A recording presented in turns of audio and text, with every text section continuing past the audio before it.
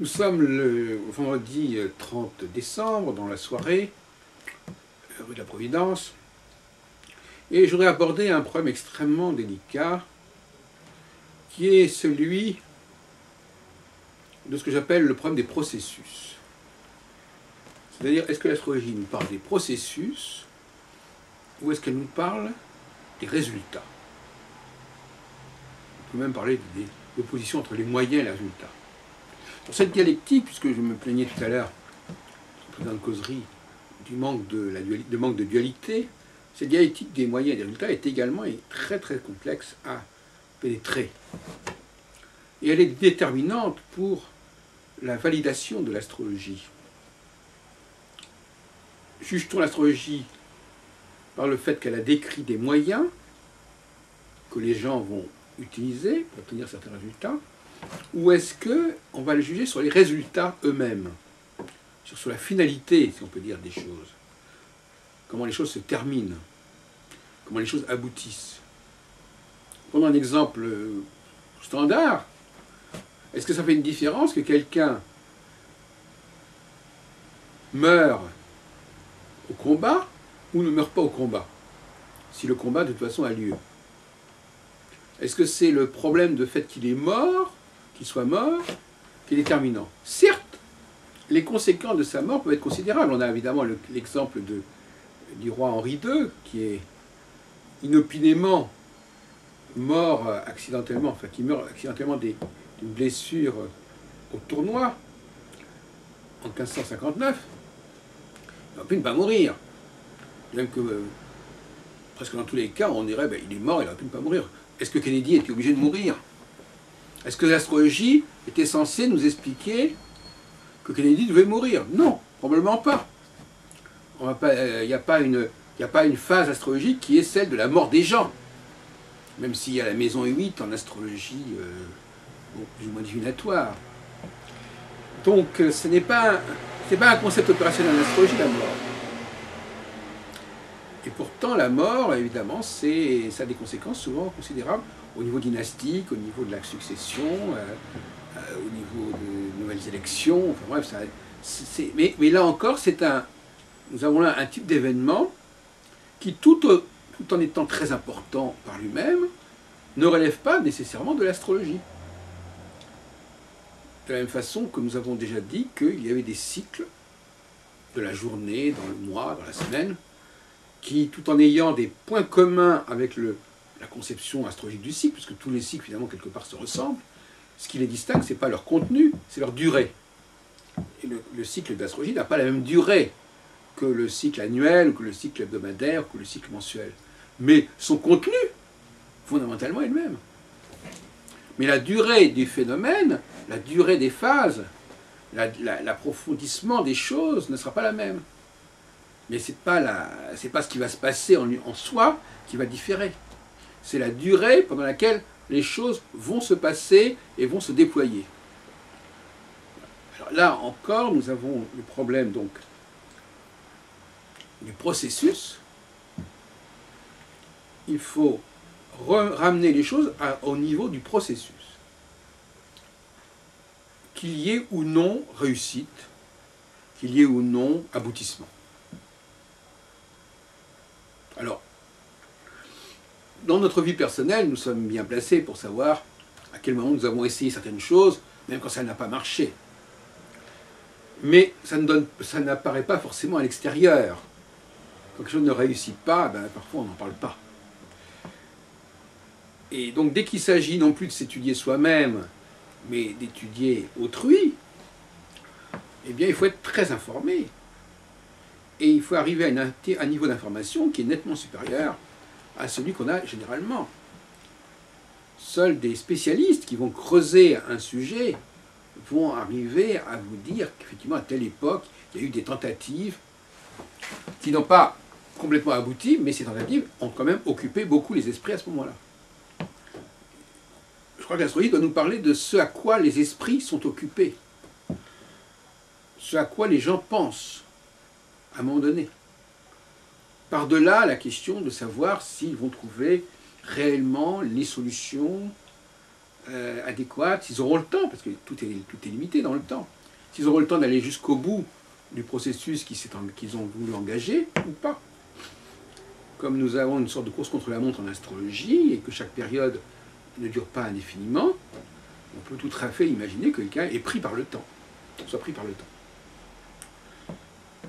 Alors, je crois qu'il serait très imprudent de ne privilégier que les cas où des choses remarquables se sont produites, ou même des choses graves, ou des choses importantes.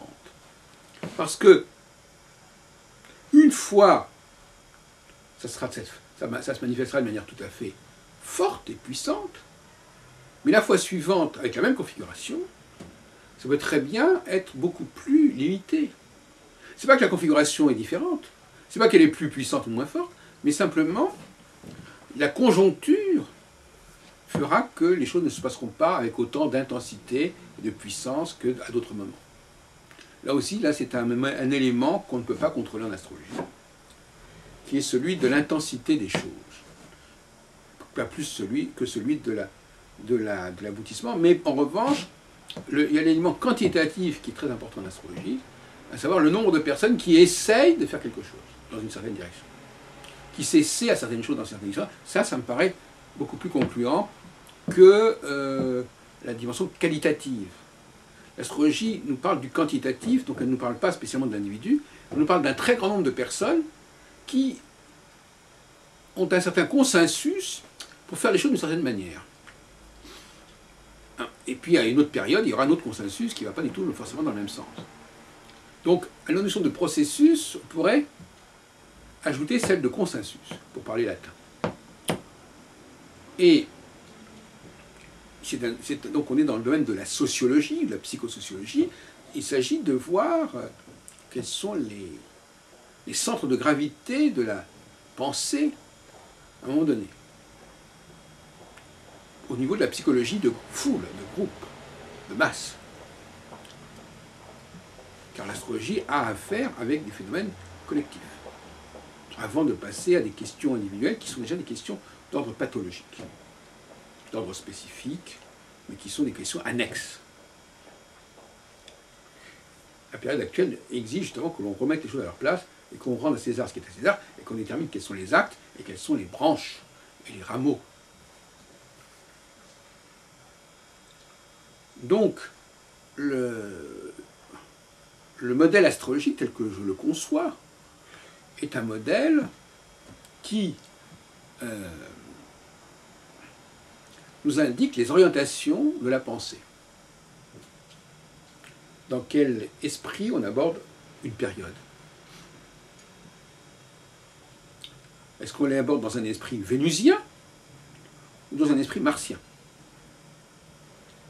Est-ce que l'on cherche plutôt à rassembler, à réunir, aussi largement que possible, les gens aussi divers que possible, ou au contraire, est-ce que l'on cherche à recentrer, à élire des personnalités particulièrement remarquables, à les mettre en avant, à les mettre en position de pouvoir, et forcément à les placer en situation de domination par rapport au reste de la société. On passe là d'un point de vue horizontal, vénusien, à un point de vue vertical, martien. Alors déjà, si on arrive déjà à conscientiser ces deux temps, c'est déjà pas si mal. Parce que finalement, ça peut paraître un peu bizarre, mais l'astrologie, à vouloir être tellement complexe, eh bien, elle n'arrive pas à répondre à des questions simples. Par exemple, quelle est la tendance actuelle de la société? Dans combien de temps la tendance va s'inverser? Des questions fondamentales, et à laquelle, alors elle peut répondre à des questions beaucoup plus précises, beaucoup plus spécifiques, beaucoup plus individuelles, beaucoup plus personnelles. Ça, c'est une autre affaire.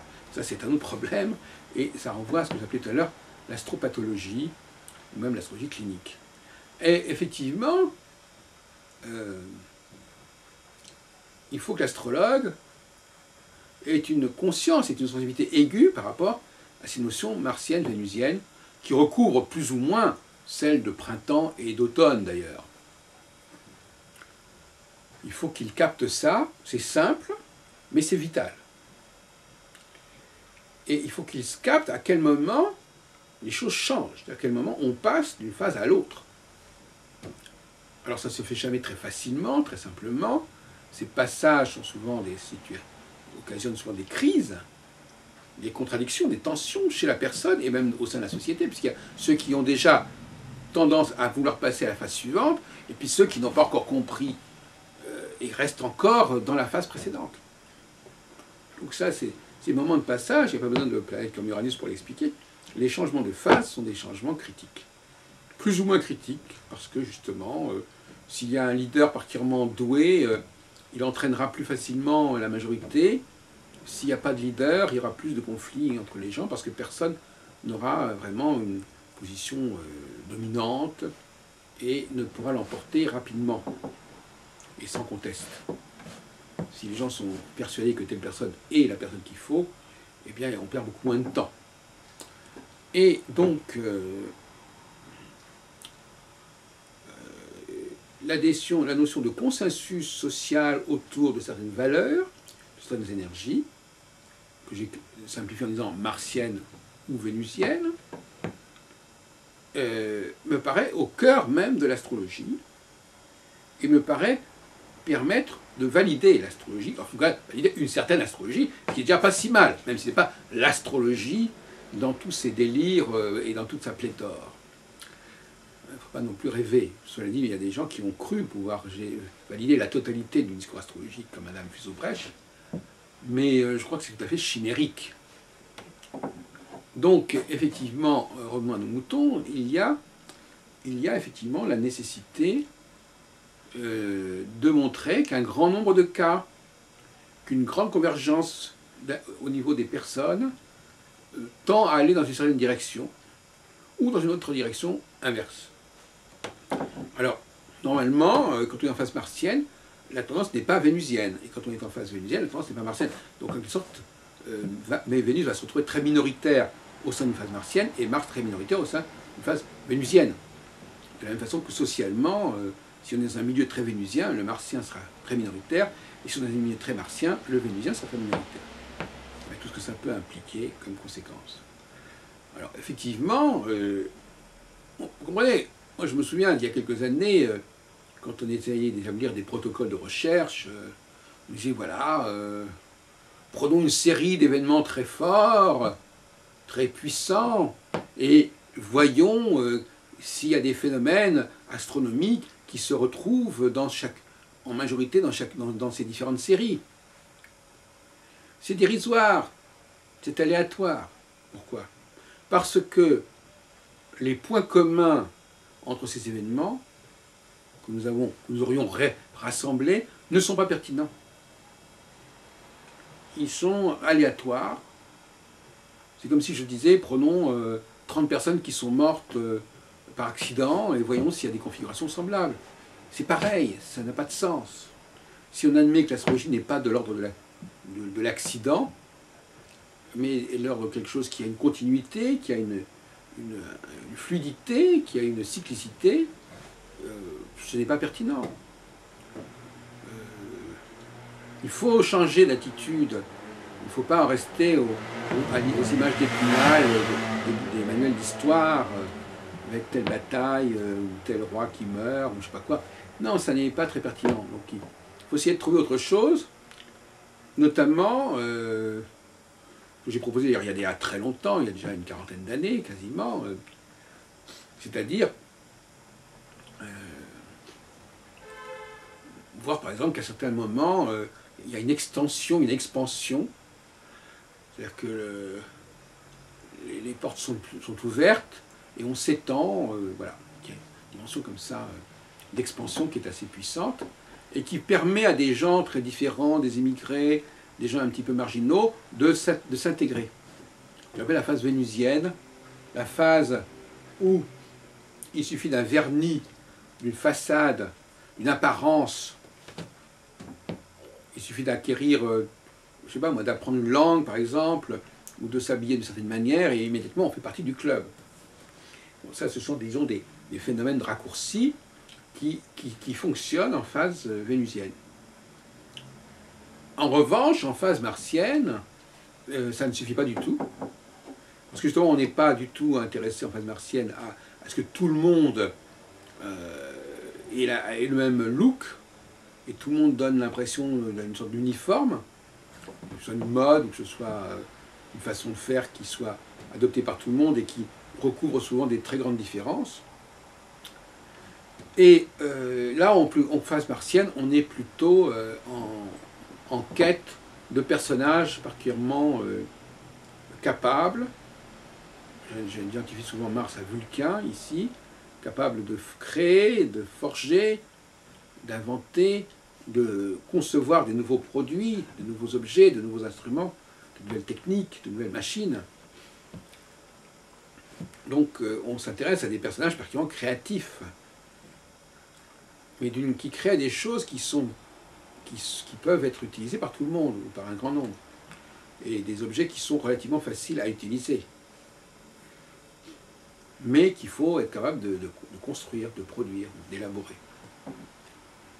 Donc effectivement, ce matin, par exemple, j'ai une amie qui m'a téléphoné, elle m'a dit, oui, dans mon entreprise, là j'étais en train de partir parce que j'avais terminé mon contrat, et puis apparemment les gens sont intéressés à ce que je reste parce que j'ai un profil intéressant, je suis plus âgé que la moyenne des gens qui sont là-bas, on m'a vu faire, enfin bref, quelque part, tout d'un coup, les gens cherchent autour d'eux les personnes les plus capables de faire marcher les choses, les locomotives, si on peut dire, les moteurs. Et on sait très bien que tout le monde n'est pas un moteur. Ça nous renvoie au débat que j'avais évoqué il n'y a pas longtemps, c'est-à-dire qu'il y a des planètes motrices qui, elles, entraînent le train, en quelque sorte, engagent le processus, et puis il y a des planètes qui sont plutôt des planètes qui, finalement, ont une mobilité nettement plus faible, et qui émettent certaines choses d'une certaine qualité, mais qui n'a pas un intérêt général. Ce sont des gens qui sont, disons, dans une démarche singulière, intéressante, mais d'un intérêt relatif. Donc effectivement, voilà, nous avons effectivement une dualité là qui est encore une fois manifeste entre le tronc et les branches, entre l'axe et ses dérivés, et on ne saurait les mélanger. De la même façon, en phase vénusienne, on a tendance à, je répète, maquiller un peu les choses, à, vous savez, comme ça, aplanir un petit peu les aspérités, aplanir les différences, à ne pas les voir, en fait, tout simplement. Pas vouloir voir des différences, même si ça demande beaucoup de mauvaise foi, mais on ne veut voir que les points communs, que la façade, on se sert, moi je appelle ça, la Vénus se sert d'un pinceau, alors que Mars se sert d'un scalpel. Donc effectivement,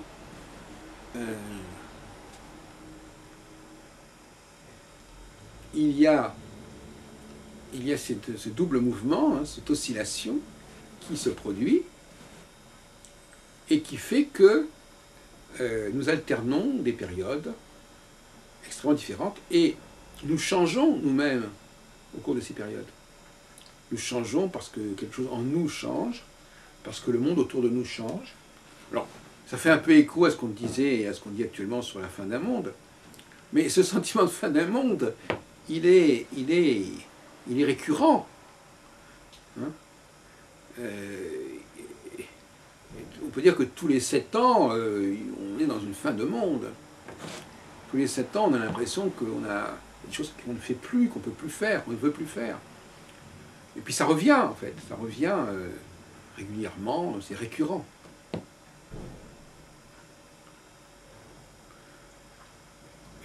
Je ne suis pas pour une astropsychologie statique, je suis, on l'a bien compris, pour une astrologie évolutive, c'est-à-dire où les personnes passent par des phases, où nous sommes tous embarqués, à un moment donné, vers une nouvelle destination, vers un nouveau destin.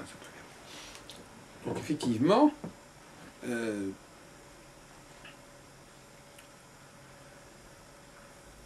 qui est intéressant, c'est de montrer ce consensus entre plusieurs milliers, voire plusieurs millions de personnes qui vont dans le même sens, qui ont changé en même temps, quelque part, leur valeur, leur orientation. Et voir que ce phénomène va durer un certain temps. Alors là, on tombe encore dans un sujet qui me passionne, qui passionne peut-être beaucoup moins les astrologues, plus ou moins qui les irrite plutôt qu'autre chose, c'est-à-dire la durée d'un phénomène. Combien de temps dure, pour combien de temps vaut une prévision astrologique? Quand un astrologue dit actuellement les choses sont comme ceci ou comme cela, ça vaut pour combien de temps? Ben, vous savez, il n'est pas toujours capable de vous répondre.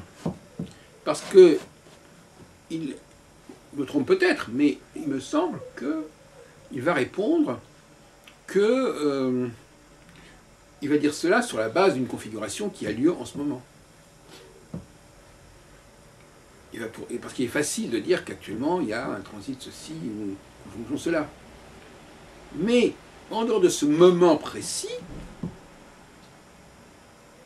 il y a un non-dit qui fait que, une restriction mentale, je dirais même, qui fait qu'en fait on dit, oui, bon d'accord, actuellement c'est comme ça, mais ça peut changer parce qu'il y aura une autre configuration dans quelques temps, dans quelques semaines, dans quelques mois, qui va changer les choses et qui va remplacer la précédente.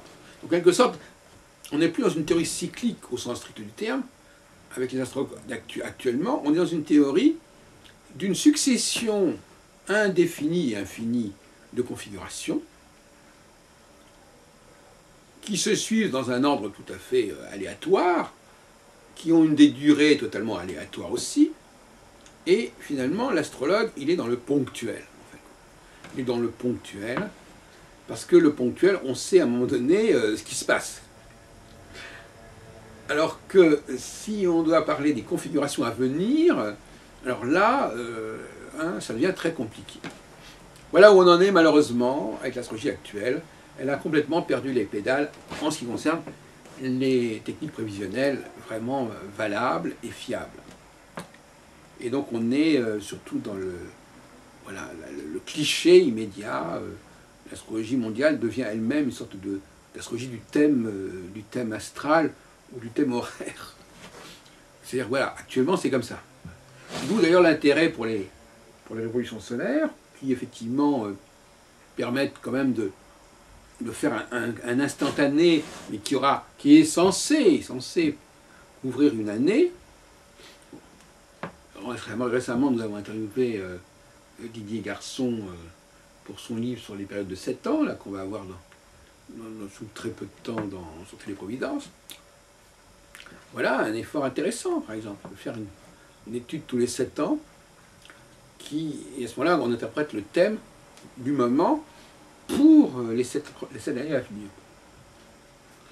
Je ne vais pas rentrer là-dessus, il y en a une discussion à ce sujet, mais je veux dire par là qu'il est quand même important de, comment dirais-je, de sabrer un peu tout ça et de dégager des grands boulevards, comme aurait fait Haussmann.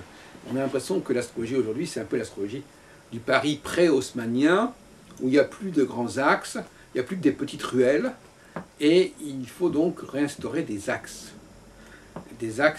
qui vont être larges et qui vont permettre d'aller d'un endroit à un autre rapidement, et non plus à travers un dédale de ruelles, etc. Ruelles qui étaient d'ailleurs autrefois des anciens chemins de vachers, etc. Alors, voilà, il faut être capable de reconstituer des boulevards. De reconstituer parce que je crois qu'autrefois il y en avait. Ça nous pose un problème assez compliqué, qui est le problème de l'histoire de l'astrologie, de l'origine de l'astrologie. Certains croient que l'astrologie telle qu'on la pratique à une certaine époque, c'était l'astrologie des origines. Pas du tout, elle est déjà bien tardive. L'astrologie que défend Ptolémée dans la Tétrabue, c'est très tardif. C'est déjà une astrologie boursouflée, qui a déjà récupéré des tas de choses, une astrologie vénusienne, si on peut dire, où on met un peu en vrac déjà des tas de connaissances diverses. C'est un peu le péché infantile de l'astrologie, d'accumuler tout ce qui touche un petit peu aux astres, on l'accumule, on l'utilise dans une sorte de bric-à-brac thématique. Mais en fait, il est probable qu'au départ, on avait quelque chose de très simple. Une sorte de, moi j'appelle ça le calendrier. L'astrologie aurait d'abord été un calendrier. Alors là, vous me direz, oui, mais alors qu'est-ce que ça veut dire? Vous dites que c'est un calendrier. Mais si c'est un calendrier, est-ce qu'il s'impose à nous? Pas forcément. Or, on est bien d'accord, tous ceux qui font de l'astrologie sont bien d'accord pour dire que l'astrologie n'est pas simplement une question de volonté de se conformer à un calendrier, mais suppose que ce calendrier est en nous. Si le calendrier n'est pas en nous, on n'est plus dans le domaine de la nature des choses, dans le domaine de la culture. Et ça ne plaît pas beaucoup aux astrologues parce qu'ils ne veulent pas qu'on réduise l'astrologie à un simple phénomène culturel. Bon. Et il est bien clair que tous les gens qui, si on devait considérer que les gens qui croient à l'astrologie, on n'irait pas très loin. Effectivement, il semblerait qu'il y ait des phénomènes qui existent, qu'on soit ou non astrologue, qu'on soit ou non conscient de l'astrologie, il n'en existe pas moins, ils sont quelque part subconscients. Ça, c'est effectivement une des croyances les plus répandues. On peut dire que la plupart des gens qui se disent astrologues croient au moins, effectivement, il y a quelque chose de l'ordre du subconscient qui fait que les astres agissent sur nous et que ce n'est pas uniquement de l'ordre du conscient. Cela dit, je mettrai un bémol à cette position parce que je pense qu'initialement, ce n'était pas comme ça. Je pense qu'il y a eu une subconscientisation progressive, ou une inconscientisation progressive. Ça veut dire que, initialement, on avait vraiment construit un calendrier, avec un timing, avec des phases, des périodes. C'était donc quelque chose qui était totalement culturel.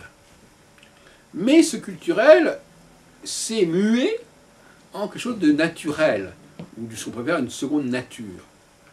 Ça, à mon avis, c'est un des moments les plus importants de l'astrologie.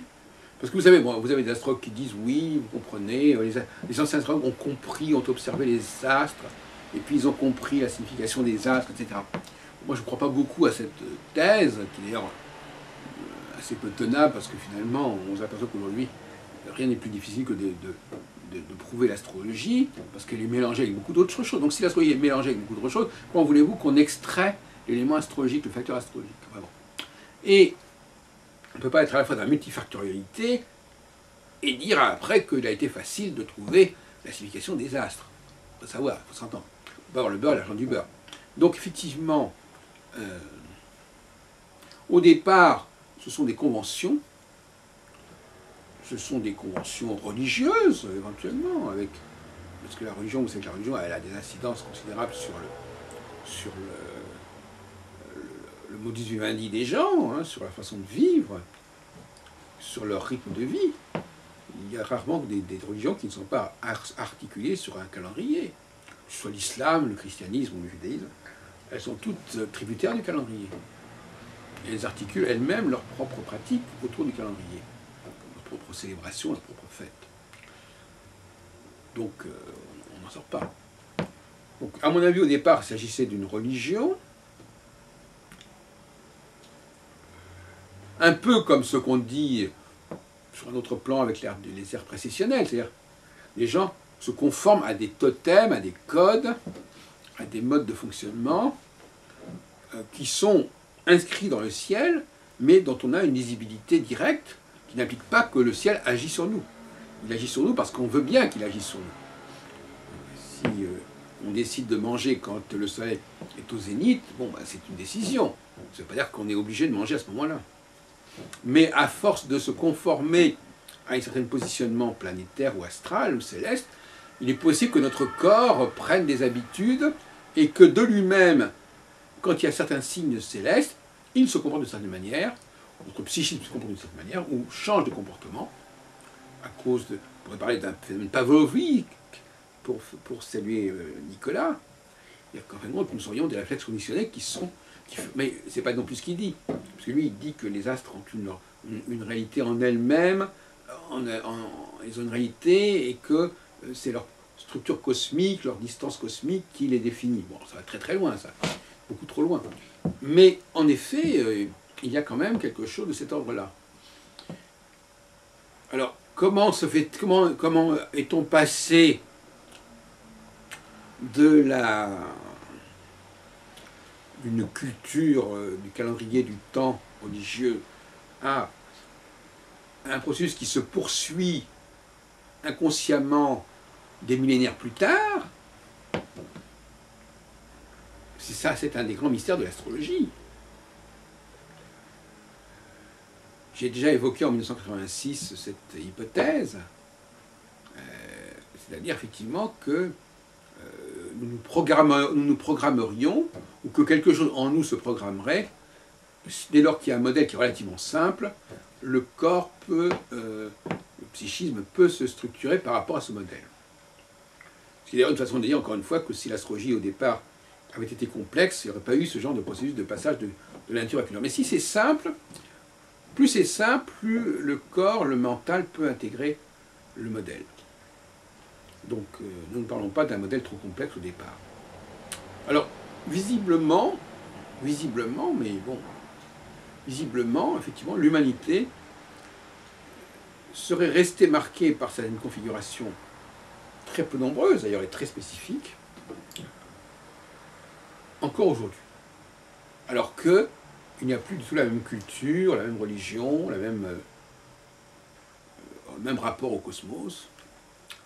Mais ça, quelque part en nous, ça se poursuivrait, ça se perpétuerait. Ça, moi, je crois qu'effectivement, c'est la thèse la plus raisonnable. Ce passage de la nature à la culture, de la nature à une seconde nature, qui, au départ, il ne faut pas mélanger tout, au départ est une invention des hommes, mais qui, des millénaires plus tard, est quelque chose à découvrir et à retrouver. Le travail que nous avons, nous, en 2011, n'est pas celui de nos ancêtres il y a 5000 ou 10 000 ans. Puisque eux, ils ont mis en place le système, et nous, on est censé le découvrir en nous-mêmes. Mais ce système n'est pas forcément décrit dans les livres. Et ce qui est décrit dans les livres sous le nom de l'astrologie ne correspond pas à ce système initial et originel. Dans les livres, on trouve des choses beaucoup trop compliquées et qui ne correspondent pas du tout à ce que je crois qu'on peut imaginer que quelque chose puisse se transmettre. Les choses qui peuvent se transmettre doivent être relativement simples, comprises par tous, simples, pas trop alambiquées, pas trop sophistiquées, un message simple. Et donc c'est pour ça que je disais que la simplicité est probablement un des traits de l'astrologie d'origine, des origines. Et que l'astrologie actuelle, avec sa complexité, est très loin de cette astrologie des origines.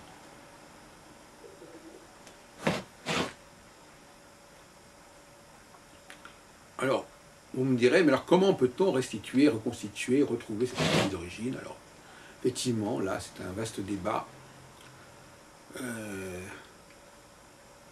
Des gens comme Jean-Pierre Nicolas ont essayé de faire ça à leur façon. Ils ont dit, voilà, on va essayer de reconstituer l'astrologie d'origine en partant du principe qu'en essayant de retrouver des choses simples, des idées simples, ce qui n'a pas empêché d'ailleurs d'utiliser des planètes comme Uranus, Neptune et Pluton qu'on ne connaissait pas du tout dans l'Antiquité, enfin, c'est notre problème. Mais essayons de revenir à des choses simples, effectivement. Et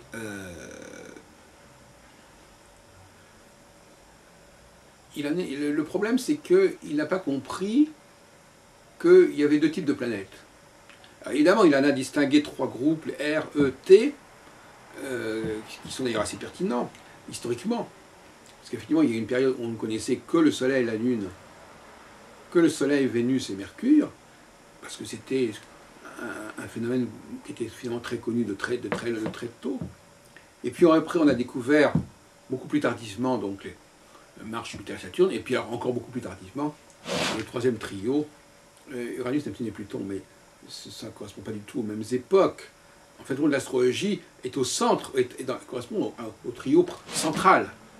Le trio numéro 1 n'est pas...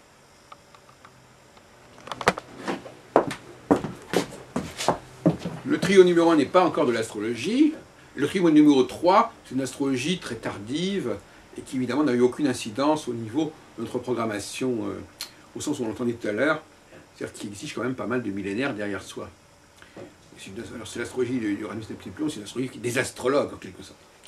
Alors que l'astrologie Soleil, Lune, Mercure, Vénus, c'est une astrologie en quelque sorte pré-astrologique qui correspond à des données extraordinairement anciennes, qui ne sont d'ailleurs pas du tout réservées aux hommes. Alors que l'astrologie du milieu, là, ce que Nicolas appelle le niveau E, c'est vraiment une astrologie qui correspond au génie humain. Il a fallu trouver et distinguer les planètes et les étoiles. Et donc finalement, c'est le cœur de l'astrologie. Et au sein de ce trio, c'est évidemment probablement Saturne qui a toutes les caractéristiques de la Lune qui appartient au trio numéro 1, et Saturne qui appartient au trio numéro 2. Il y a une espèce de symétrie entre ces deux phénomènes qui sont effectivement des planètes motrices, des planètes qui entraînent le processus, alors que les autres planètes sont des planètes qui marquent le processus, marquent les phases successives, mais qui n'ont pas du tout de statut astronomique, en quelque sorte. Elles ont un statut mythologique, alors que Saturne et la Lune ont un statut non pas spécialement mythologique, mais essentiellement astronomique. Alors, j'appelle le groupe X et le groupe A.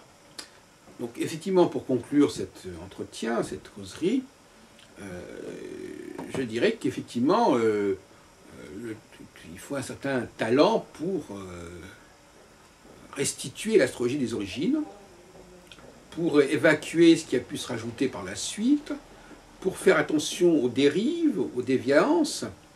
Et là, effectivement, c'est tout un travail particulier que je crois avoir pas mal fait avancer.